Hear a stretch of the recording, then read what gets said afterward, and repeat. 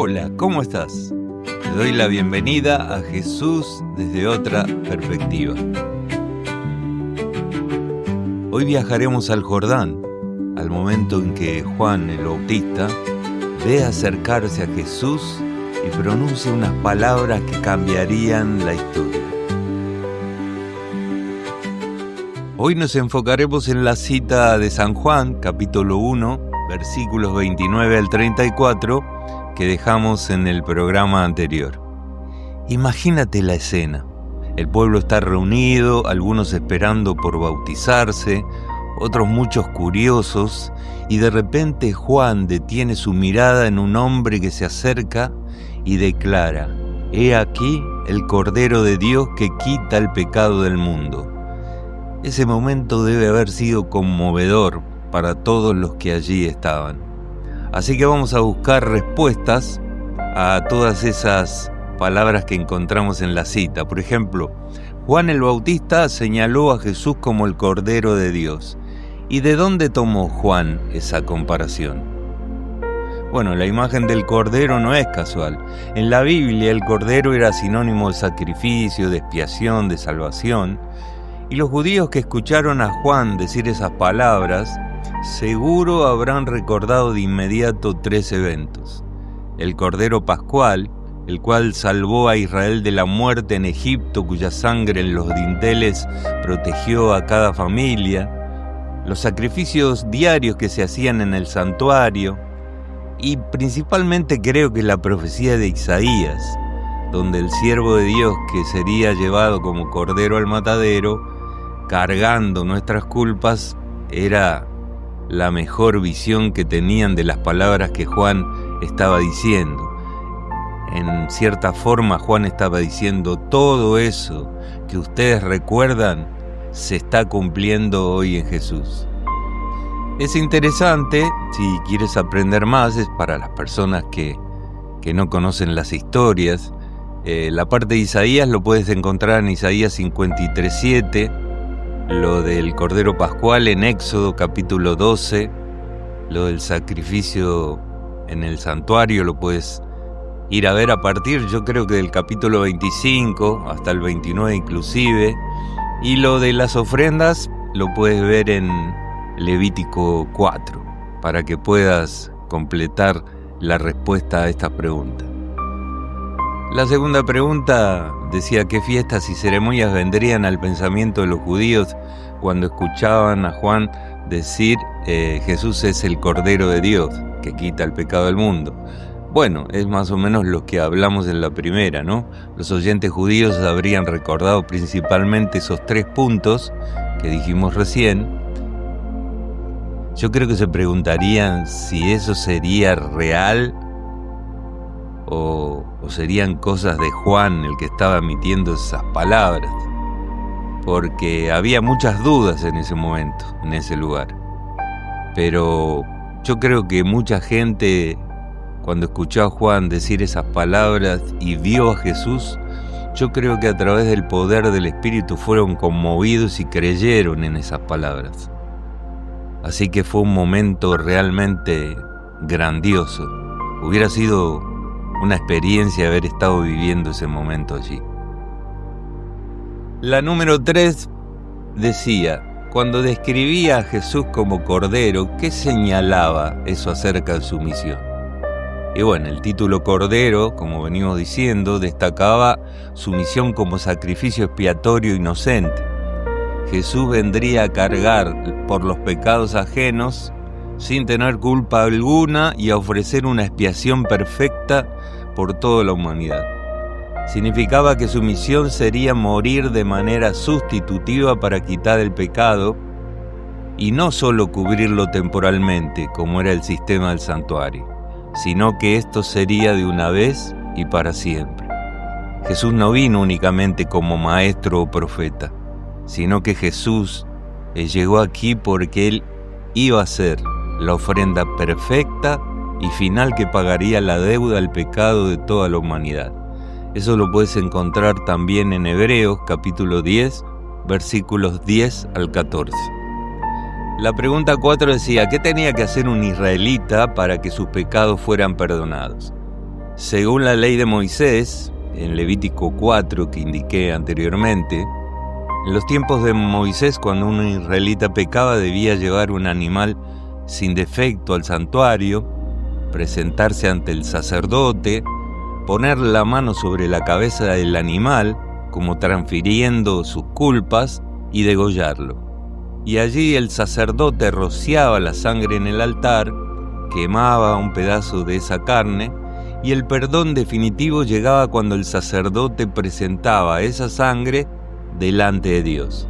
Era la expiación con la sangre del sacrificio hecha ante Dios. Eso lo encuentran allí también en Levítico 4. Es interesante para los que no saben la historia que lo puedan buscar allí. La 5 nos decía, para alcanzar el perdón, ¿quién da la ofrenda y para quién? Aunque el israelita llevaba la ofrenda al santuario, era una ofrenda para Dios, el animal ofrecido simbolizaba la expiación que Dios proveía al pecador. En definitiva, Dios era quien daba la solución definitiva al problema del pecado, a través del sistema ceremonial. Era un símbolo del sacrificio que Cristo haría tiempo después por la humanidad una vez y para siempre. Esto fue la muestra de que la salvación no se basa en lo que hagamos nosotros, sino en lo que Dios nos dio a través de su Hijo Jesucristo, que pagó por todos nuestros pecados con su muerte en la cruz. Y cuando pecas, ¿qué debes hacer para ser perdonado? La número 7 nos decía eso. Para ser perdonado no tienes que hacer nada, el perdón ya fue pagado en la cruz.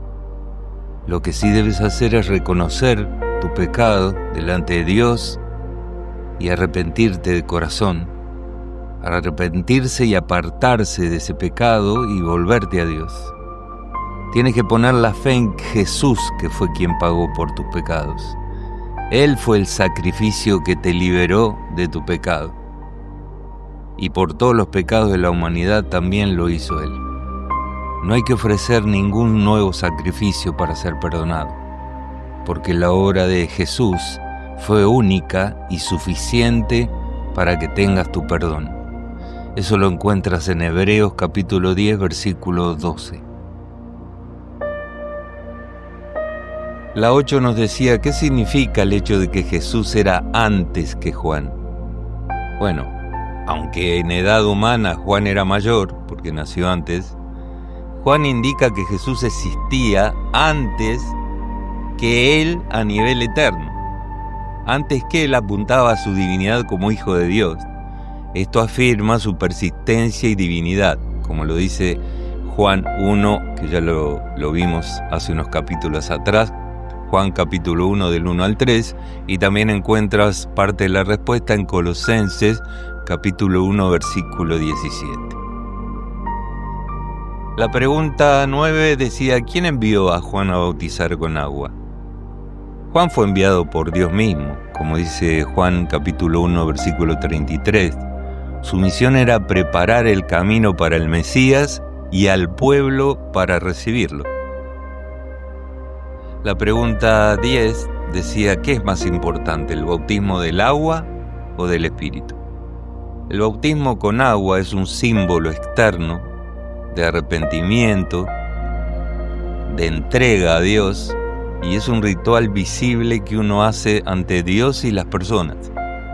Y el bautismo con el Espíritu es el bautismo real, el interno, el transformador.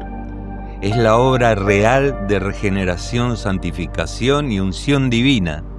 El verdadero poder espiritual está en el bautismo del Espíritu, que sucede cuando uno se rinde a los pies de Dios y entrega su vida a Él. Entonces, ¿cómo se recibe el bautismo del Espíritu Santo?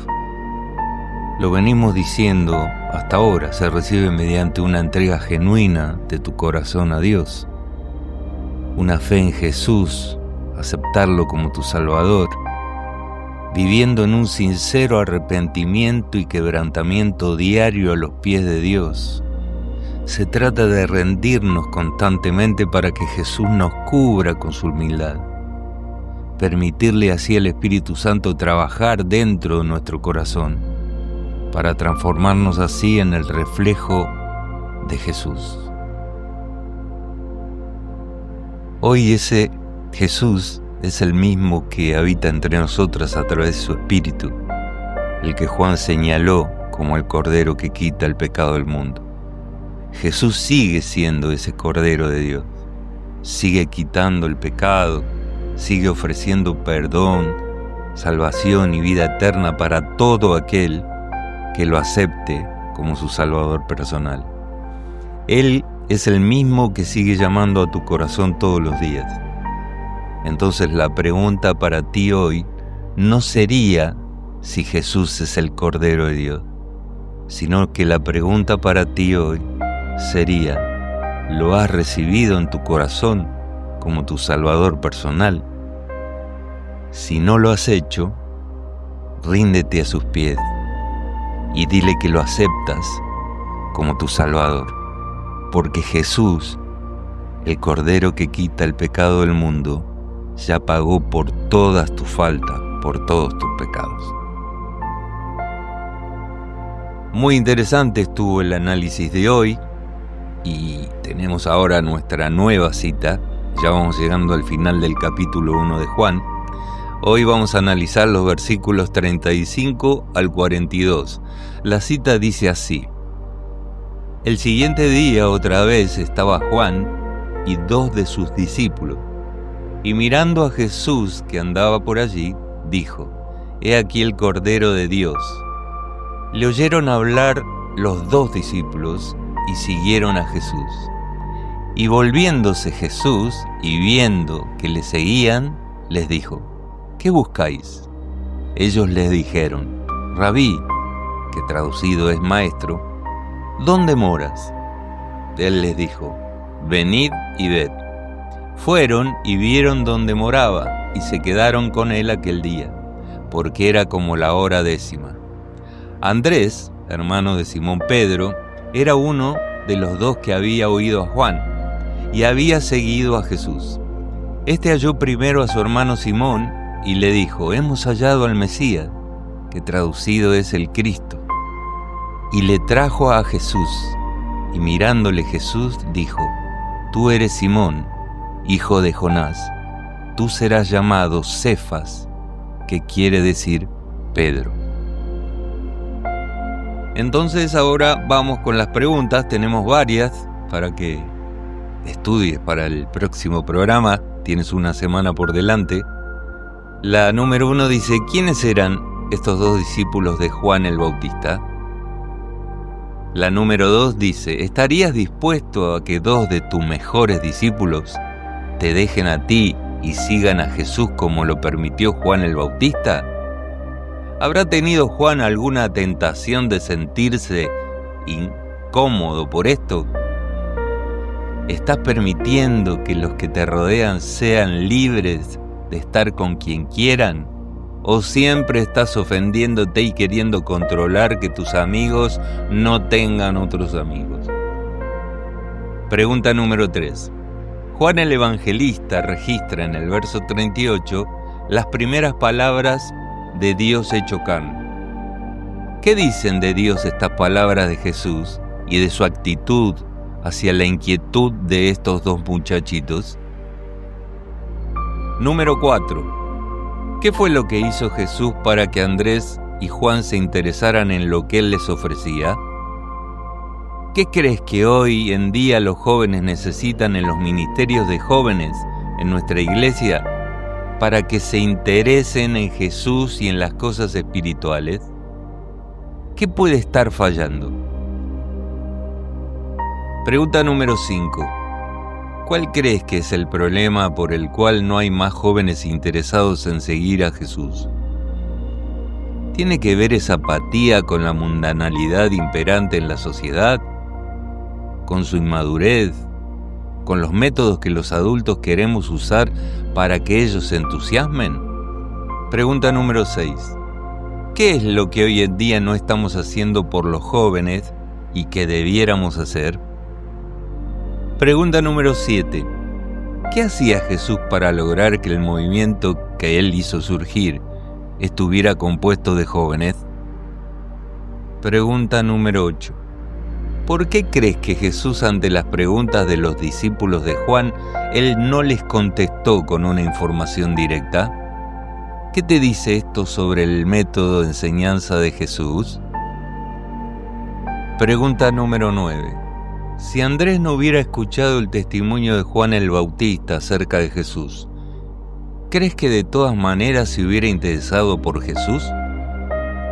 ¿Cuál es el testimonio que tú das acerca de Jesús con tu vida? ¿Tienes una experiencia con Jesús para que alguien se entusiasme en probarlo por sí mismo? Pregunta número 10. Andrés encontró a su hermano Pedro al otro día. ¿Por qué crees que fue tan categórico con lo que dijo de Jesús? ¿Qué fue lo que le dio esa convicción a Andrés?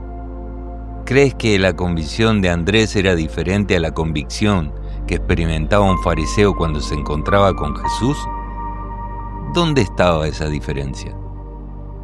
Pregunta número 11. ¿Qué hizo Andrés con Pedro? ¿Qué tendríamos que hacer nosotros cada vez que nos encontramos con alguien que tiene una necesidad espiritual? Pregunta número 12, la última. Parece que a Jesús le gustaba poner sobrenombres. ¿Cuál es el sobrenombre que crees que te pondría Jesús a ti? Para ayudarte puedes leer Génesis capítulo 17, 5 y el capítulo 32, versículo 28. Gracias por acompañarnos en un episodio nuevo de Jesús desde otra perspectiva. Lo importante es que si este mensaje lo usó Dios para hablar a tu corazón, compártelo con alguien más, con alguien que necesite escuchar que Dios tiene para él perdón y una nueva vida en Jesús. También recuerda que necesitamos que nos envíes tus respuestas, tus testimonios, tus puntos de vista, de acuerdo a la experiencia que tienes con Jesús, y también seguirnos en las redes sociales. En las redes sociales nos encuentras como Oreja Abierta o también como oreja.abierta. Y nuestro mail para que nos escribas, que puede ser por texto o nota de voz, es orejaabierta@gmail.com. Esto ha sido todo, nos encontraremos en el próximo episodio y te deseamos que tengas una gran semana por delante, que Dios bendiga todos tus quehaceres. Y si Dios quiere, nos encontramos en esto que se llama Jesús desde otra perspectiva. Nos vemos pronto. Un abrazo. Chao.